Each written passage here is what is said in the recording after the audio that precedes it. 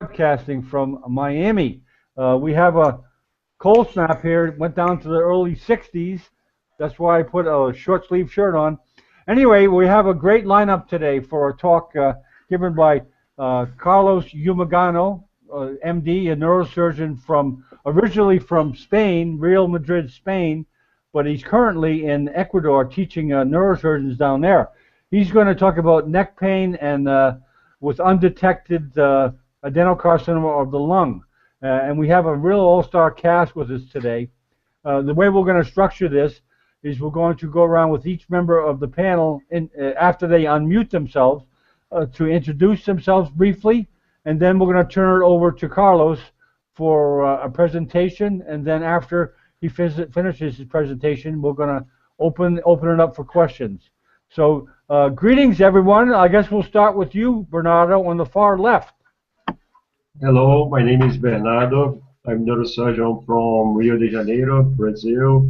And thank you, John, and thank you, Julio. Thank you, everyone, to let me participate for this great hangout with great people, great professionals. Thank you, John.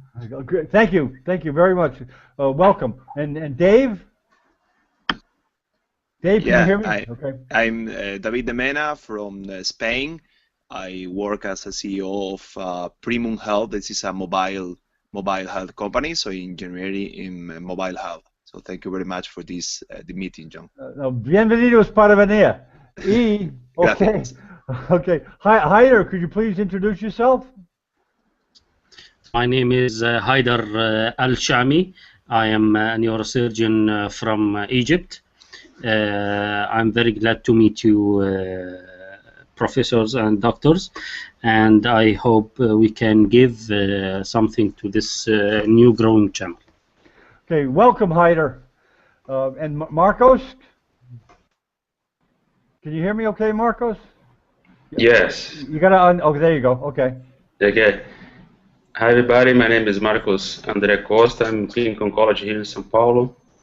It's a great pleasure to me to be here to join all this panel to discuss the case of today. Thank you. Welcome, Marcos. And Julio, the star of the show. Hi, how are you, John? My name is Julio Pereira. I'm neurosurgeon in São Paulo. I'm from Neurosurgical block. Well, I call Julio a star because he's really the force behind this. His popularity his popularity in social media have helped a lot. And Simon, could you please introduce yourself? Hello, everyone. Thank you for inviting me here today. My name is Simon Downs. I'm a developmental psychologist and medical in Japan. Okay, well, welcome, Simon. And I guess we lost Dr. Kim, but I'm sure he'll be back. Okay, and now Carlos is going to give his presentation. Okay, Carlos. Hello. Good morning for everybody. I am Carlos Llumiguano. It's a neurosurgeon from Hungary and worked in Ciudad Real, Spain, and in Pech, Hungary. And at this moment, I am working in Ecuador, like teaching residents in the hospital, in the central hospital in Ecuador. Okay.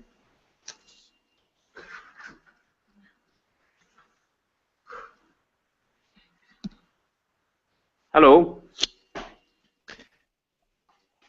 Yes. I think okay, maybe I'm John sorry. is muting. Yeah, I muted myself. I'm sorry. Okay, Carlos, we're all set. Yes, we can start with the presentation. Okay. Yes, we can.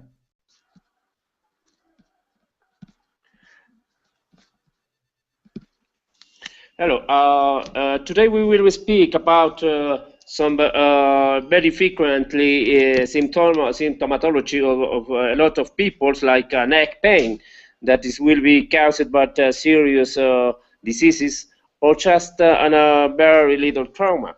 In this case, we can present a 64 years patient who had neck pain for 1 year's long evolution, which was in the past 4 months before to our examination.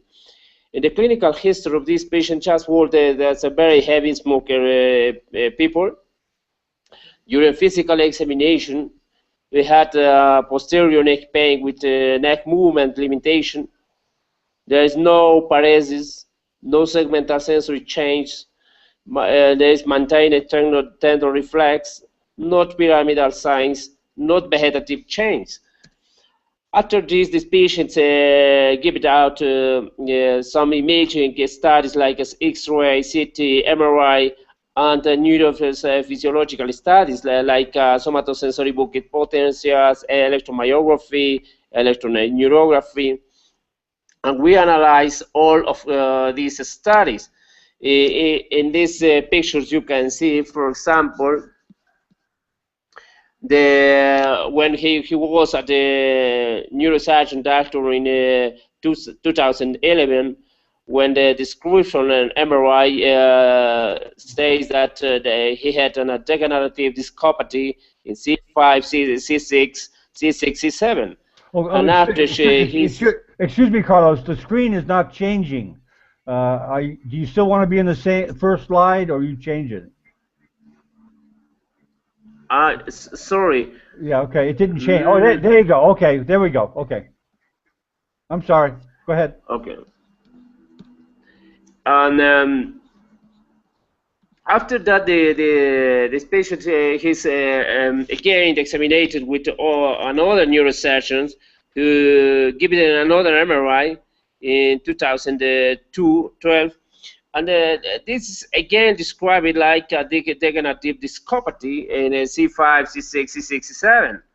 And after then, this patient have a somatosensory bucket potentials who set involvement of the somatosensory pathway conduction by stimulating both lower lymph below C5 in a probable location. And electromyography don't have any kind of things of acute or chronic radiculopathy in muscles dependence of C5 to T1. And they described that the data was compatible with entrapment neuropathy of the left median nerve. After that, what will we do? We didn't have in a very determinate disease. We don't have any determinate cause of this pain. And what we will do, the patient had or not had a neck pain. If the patient had a neck pain, what is the cause of the neck pain? And what to do? And what kind of pain is here? Is an acute pain or is a chronic pain? And if it is, if we must what kind of causes will be provoke these kinds of pain? These are biomechanical causes, or a referred pain, or a rheumatologic causes, or a neoplastic, or infectious, or neurological causes, or another kinds of like a sarcoidosis, species disease, like this. But we must consider some points, like as it was correct anamnesis of the patient. It was called the physical examination of the patient. Having sufficient diagnostic studies performed. Is an MRI a safe diagnostic method? We must really, on the description of the studies, or also we need to see the image in detail. If you look at this MRI, nobody, any radiologist describe about the spines where you see this is a hyper intense nodule in the subcutaneous part in a cervical region. If you see in the sagittal screen and in the axial screen, you can see these kinds of change. When I examined this patient during physical examination, they didn't have any kind of neurological signs or neurological deficits, but he have a trigger point of pain here in the subcutaneous region, the posterior neck part. So this you will see here on a chest X-rays in 2010, 2011, and 2013, where you will see some kinds of change in the right and left lungs. So after we analyze this patient, after we see these kinds of nodule in the posterior region of the neck, what will we do? Will we have recommended a surgery, or we recommend radiotherapy or chemotherapy? But we didn't see what kind of disease is here. So we recommended to take a surgery for a radical excision and after to send to pathology studies. And what to do, you can see this is the state after the surgery when I resected this nodule of the posterior region of cervical part. In the anatomic, in the pathological study, see in an adenocarcinoma infiltrating adipose tissue of neck. You can see here in a hematoxylin tanning. Here you will be seeing as Zika positive for 7, una negative for Zika 20, and a nuclear positivity for the tumor necrosis factor 1. So, in a finally diagnosis was a neck pain due to undetected metastatic lung adenocarcinoma. This was the cause of the symptomatology or the cause of the neck pain for the patient. So, at this time, the patient is stable, no cervical pain. He had a survival more than 4 years.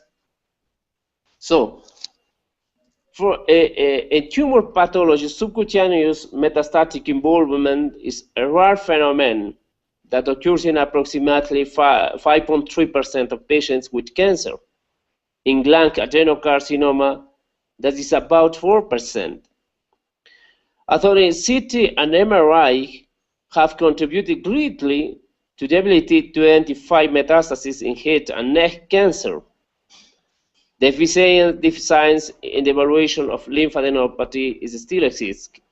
So, we must do an accurate history, an accurate physical examination for a patient. We must see meticulous analysis of the diagnostic studies like a CT, MRI, or a neurophysiology studies. We must examine and correlate with the diagnostic images of the patient. And we must see a very well doing to a differential diagnosis, especially in patients with a history of smoking. Thank you. Okay, very good, Carlos. And we'll get better at the production of these hangouts. And we have, Dr. Kim came and go. Okay, I guess the way we'll structure this is we'll just open up the floor. And don't make the same mistake as I did. Unmute yourself when you have a question. So the floor is open for questions to Carlos.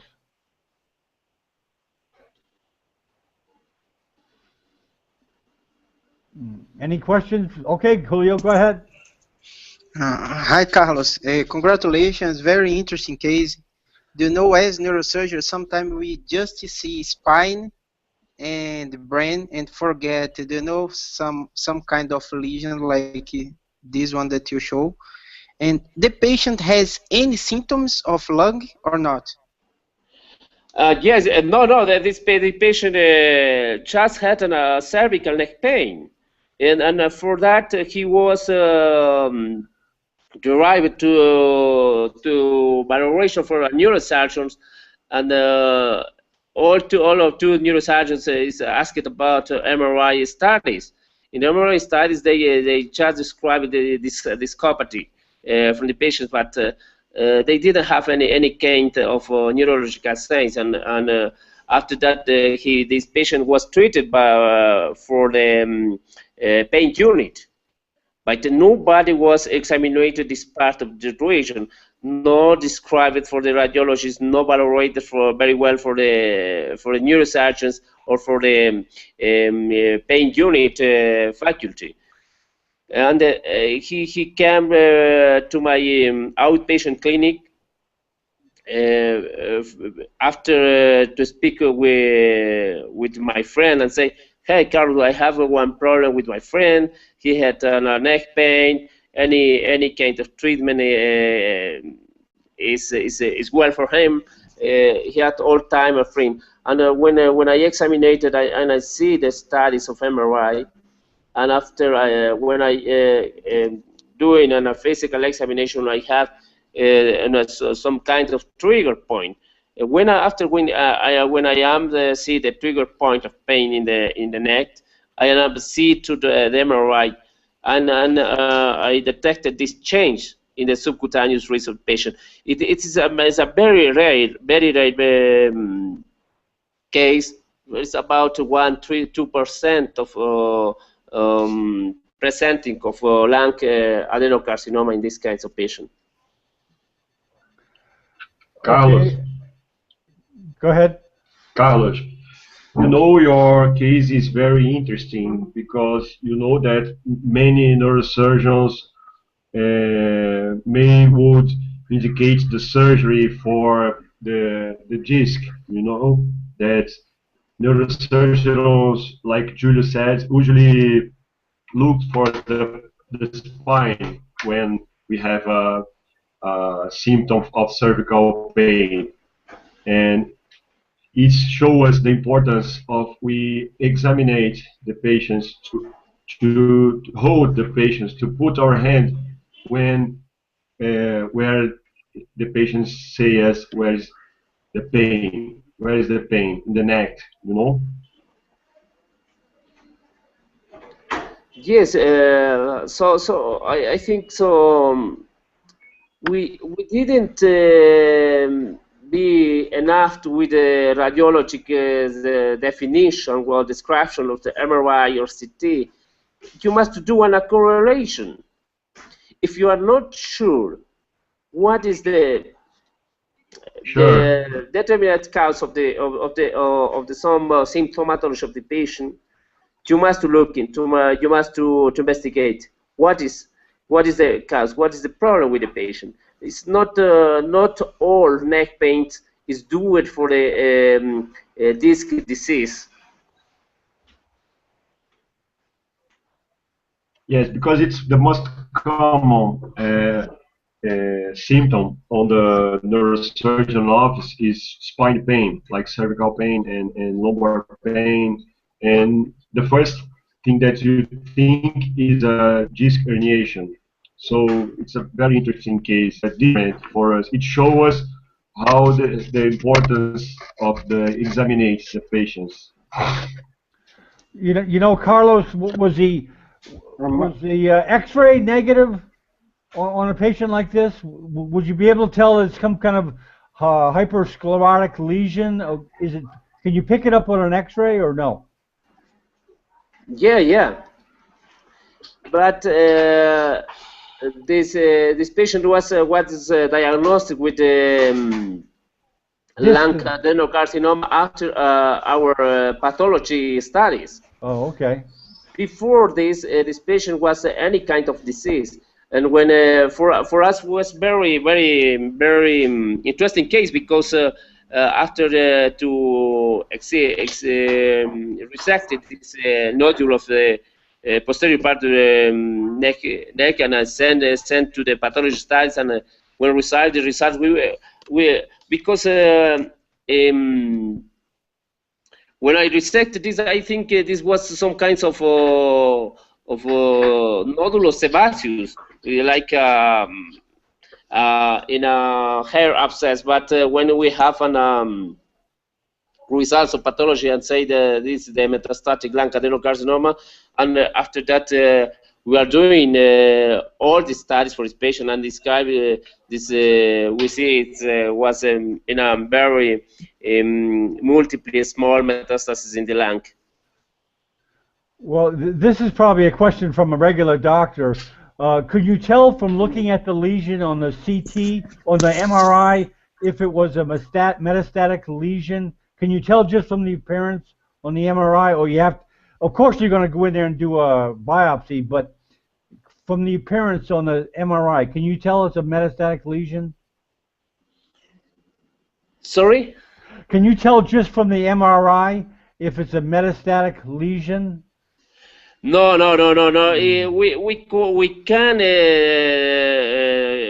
We are not possible to say if it's a metastatic lesions or not with MRI or CT, because many kinds of chains, like nodules like this. It's we can do it in a very confusing part of this.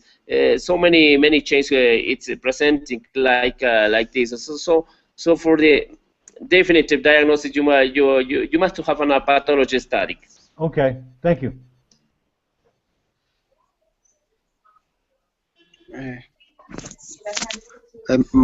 Hello, Marcos. Are you? I'd like to ask you, Marcos, what the function, the PET scan. How can PET scan can help in this case? Great. This is a great question, Julio. Conventional image studies, they have a very high sensibility to exclude distant metastasis in that patient that is a candidate for thoracotomy or surgery. But in some cases, like stage 3, I personally and many doctors, clinical oncologists in Brazil, they recommend PET scan and brain MRI to exclude distant metastasis. It's very important to exclude distant metastasis in this patient stage 3, and PET scan is part of my clinical practice to exclude distant metastasis. I think that this case is a very interesting image exam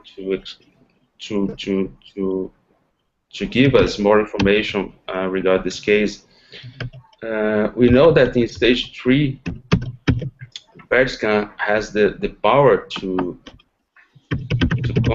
contraindicate around 15 to 20% of futile thoracotomy, because it identifies distant metastasis that was not shown or was not seen by conventional exams. PET scan is a very important image exam in my clinical practice, and this is of my clinical practice. This is of daily use. It's a very important exam, I think, in this case, and in all patients with lung cancer. This is a question. Is a PET scan available in most hospital centers, Carlos? Or is that a kind of a thing that you only find at university centers? Yeah. We must to see, for example, it here when this case is important because it's the sensibility and the specificity of the CT, the MRI studies. You must to see, you can describe, you can see all pathological chains in MRI above 1 centimeter. If this is less than 1 centimeter, maybe you cannot see. This was the problem here. The change of this patient, the nodular change in the cervical region, there was in a two kinds of MRI when she do it, but the pathologist didn't describe this because maybe he didn't give some importance for that. For this is when we do this, when valorate this patient, I am not thinking that this is the pathological, so like a tumor or metastatic disease. I think this was any kinds of inflammatory disease, and if we resect this, we will be cured to the patients. For us, was very surprised when finding that this wasn't a metastatic disease. In 1 or 2% in the population, in the lung carcinoma, lung tumor, this is the first presentations form. So no change in lungs, no change in CT, no change in MRI, no change in CT, but you will be see a very distant metastatic change. For example, in this case, in the cervical region, it's not necessary that you must find some kinds of change in the lung.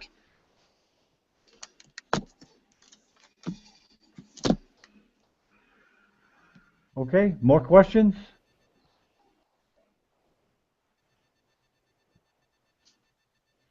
Hyder, do you have any questions? There you go. Thank you, Dr. Carlos, for your nice presentation. I have 3 comments. Comment number 1, your case is a classical case of importance of taking a good history and doing meticulous examination for the patient.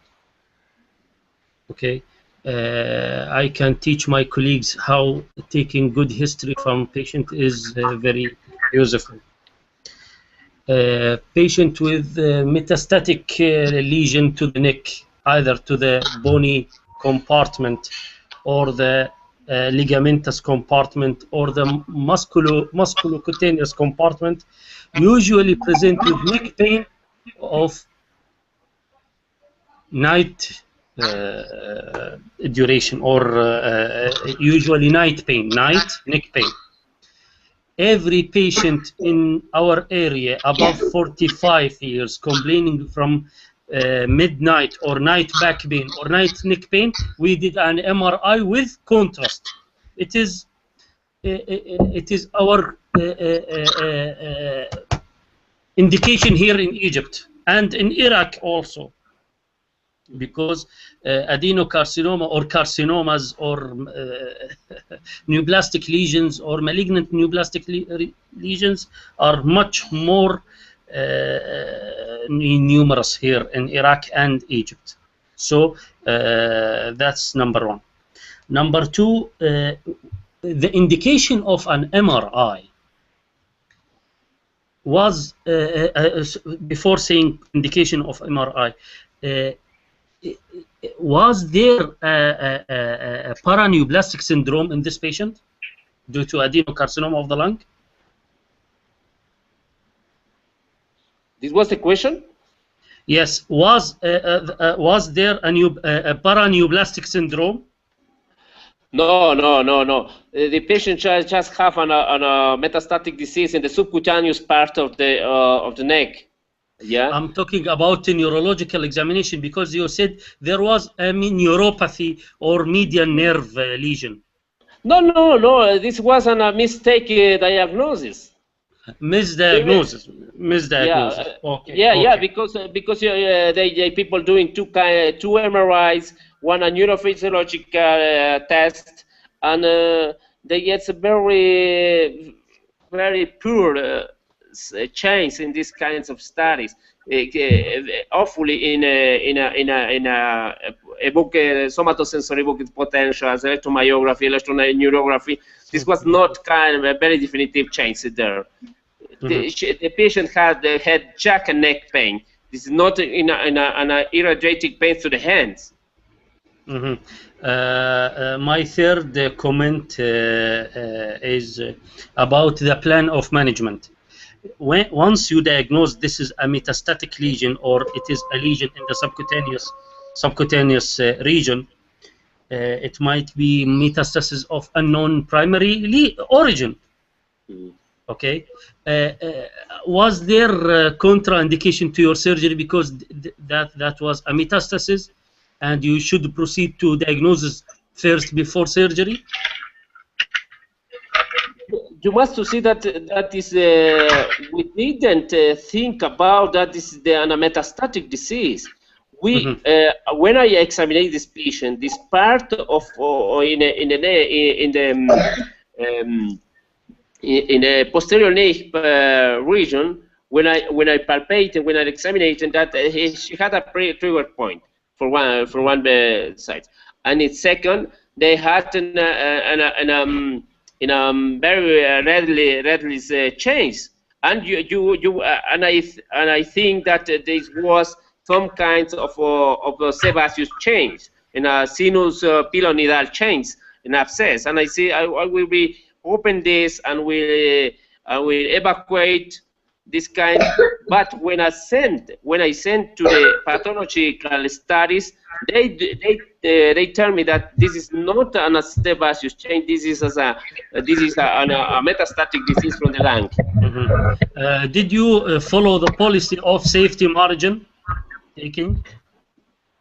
No, I doing a radical excision of this. This was as an 1.5 centimeter of diameter. 1.5 centimeter. It wasn't a big mass. Yeah. But Did when you... in the MRI, when after I speak with the radiologist of my department and say, hello, I am not sure that this is normally here, this kind of noise. I say, yes, it's not. And in this was about less than 1 centimeter, I think, in 0.81 millimeter of diameter of this change. When I do the surgery, this was way more than 1.5 centimeter, I think. This was growing. What about wound healing later on? Okay, hold on, Haider. Just before you go on the wound healing question, I'd like to introduce Mohammed Zafar from Saudi Arabia. He's a late arrival, but welcome, Mohammed. Thank you very much, John. Okay, we'll talk after, okay? Okay, Haider, I'm sorry to interrupt your question about the wound care. Go ahead. I will repeat my questions. What about wound healing? The wound healing very nice. They didn't have any kind of problems. Okay. Did the patient receive the radiotherapy later on? Yes. This time he had more than 4 years of survival. Yeah, I was going to ask that. Thank you, Dr. Carlos. Thank you, Dr. Carlos. It is nice to meet you. Will you please forward your email to me to be in touch in the next days? Yes. If you don't mind, everybody in the panel will exchange emails. I'll send a sheet that has everybody's email so you can contact them. Okay? You know, Mohammed, it's tough to ask questions because you just joined. But anybody else have questions? Bernardo or Carlos? Julio? Carlos. Hello. Can you tell us about the outcome of these patients? Sorry? The outcome. The outcome of the patient is very stable. He is with control of his disease, and he had more than 4 years of survival. Okay. Did the patient die of the complications of the problem, or just of other unrelated causes? No, the patient is living still now. Oh, okay. I'm sorry.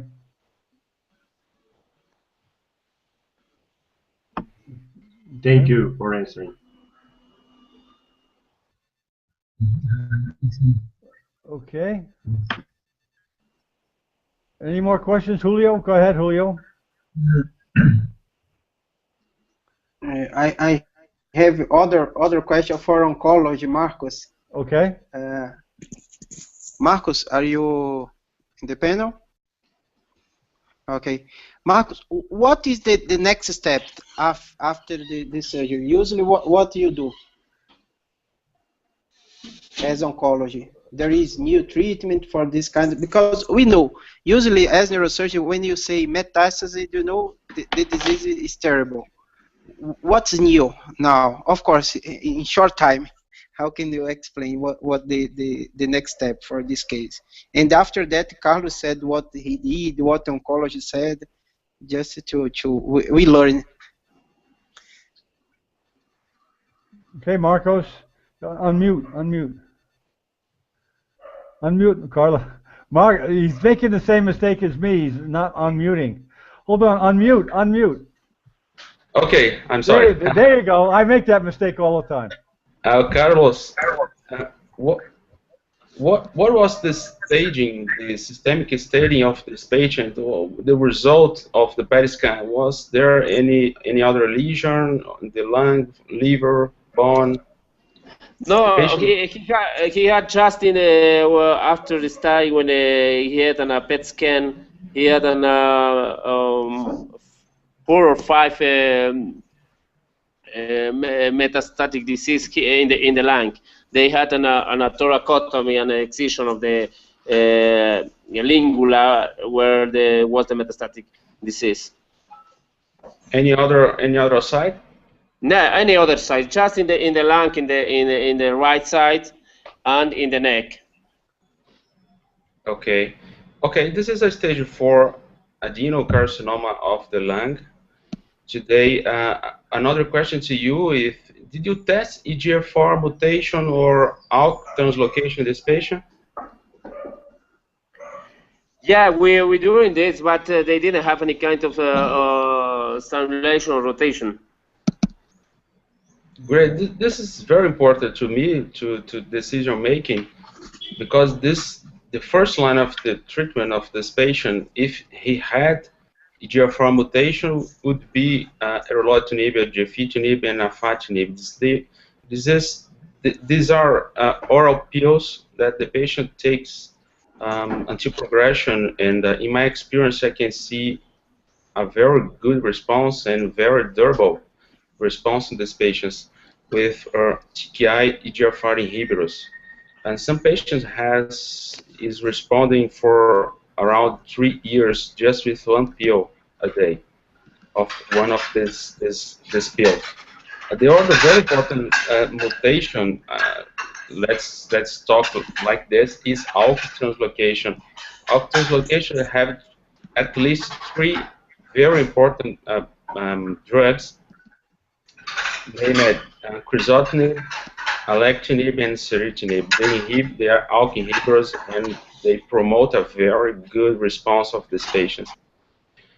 In this scenario, in the setting of the patient do not have any of these mutations, my first option, taking into account that the patient is stage 4, despite the mets, the soft lesion was resected, but the patient has a lot of lesions in the lung, and this lesion must be controlled. And the first option in the setting of the patient don't have EGFR mutation or ALK translocation tumor, the first option to this patient is chemotherapy. Today, for adenocarcinoma, we have some options available in the oncological scenario, in the oncological daily practice. My first option is a platinum-based chemotherapy with pemetrexed, just carboplatin or cisplatin with pemetrexed. The other option, very common and very popular in the United States, is carboplatin plus paclitaxel plus bevacizumab. This is a VEGF4 inhibitor, bevacizumab. Another option for this patient is the association of platin, carboplatin, or cisplatin plus pemetrexed plus bevacizumab. It's a very expensive combination, but in my first option, my first option for this case would be cisplatin or carboplatin plus pemetrexed, or carboplatin plus paclitaxel plus bevacizumab, like ECOG 4599. There was a very important trial published some years ago by Dr. Alan Sandler. I think that this patient has metastatic disease for the lung, soft parts, and we can treat this patient with this combination. Okay, thank you. It was nice to have an oncology input here on this neurosurgical show. Just another comment. Was the excision of the soft soft lesion was absolutely well succeeded. Yes, the excision was very radical excision, and for that, and after the patient after this the surgery, after we have a diagnosis, was treated with radiotherapy on 30 grades plus carbopemetrexate. Yes, this is a good option to better local control. This patient could receive radiotherapy to better local control of this lesion. Mm. It's absolutely right. This patient had a very good results with this treatment, and this patient is still alive now. Okay, I think that this patient it's good for this patient to have MRI, brain MRI, because adenocarcinoma has a very high predisposition to brain mets, and we must be concerned regarding this. Yeah, well, we're doing a contact with the patient for every 3 months, every 6 months. We're doing any kinds of study for the patient. At this moment, this is stable in all things. It's not it's not recidival his disease. Yeah, that was one of my next question was, what are the most common areas that it spreads adenocarcinoma of the lung? Is bone the first place it goes?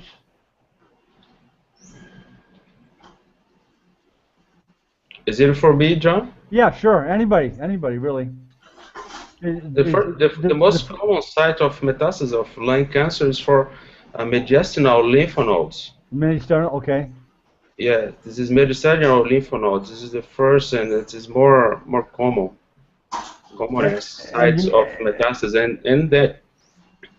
and then we can see liver, bone, brain, lung. They are very common. Okay, thank you. For example, in this patient, there was not a lymphatic circulation. The explanation for the presence of this metastatic change, but it's the venous sinuses that it's in an interconnection, because it says there is in the vicinity of the lung. It's very important. It's very strange. It's very rare case in that is coming here in like a metastatic spreading in the neck region. Okay. Any more questions for Carlos? Okay, I guess I have a question. Okay, go ahead, Simon. I have one question. Sorry, thank you very much for your very interesting presentation. I just have a quick question regarding the reporting of such a case. Typically, are these cases reported quite quickly, or are they reported? I mean, it's fantastic that it's being reported. I'm wondering how else would this case be reported? Sorry, I don't listen your questions. One more time, Simon. Yeah, well, okay. Typically, yeah, Simon, your connection is not sure. that good, Simon. Typically, a case like this. Okay. Hello. Let me repeat. Can you hear Yeah, Simon. Simon, let me say the question, okay? Because my connection's a little better. What he's asking, Carlos, is a case like this. Is a case like this reported very quickly because it's so interesting, and it presents a case where they could have been diagnosed earlier. How does it? Is it reported quickly? I think that's what Simon's asking. Yes. Yeah. I think in all kinds of this, it's in depending of the experience of the medical faculty. If you are doing a very good diagnosis, when you are evaluate adequately to the patient, and you can do in a very good management of the patient. So if you suspect some kinds of this disease, you must to do very quickly anything, because in this kinds of disease, the time is a very important prognostic factor. Okay. Very good. I think we'll wrap it up, you guys, because I know everyone has places to go. I'd like to thank Carlos for an excellent presentation, and thank you for everyone for coming.